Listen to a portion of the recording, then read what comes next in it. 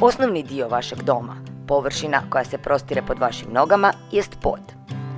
Da bi vaš dom bio ugodan za život, morate krenuti od poda po kojem hodate.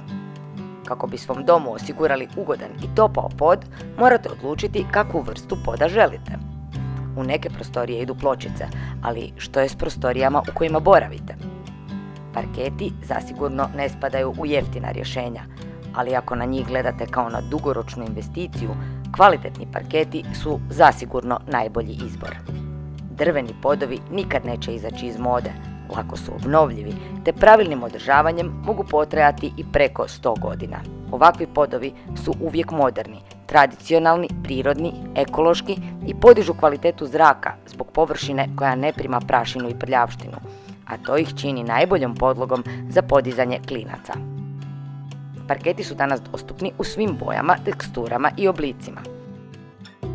Jeste li znali da se ispod parketa može ugraditi i podno grijanje?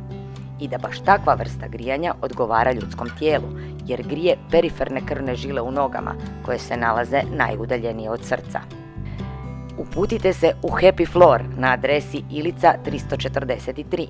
Odaberite vrstu, dizajn i boju u velikoj paleti proizvoda, te osigurajte sebi i svojoj obitelji ugodan i topao pod kakav zaslužujete.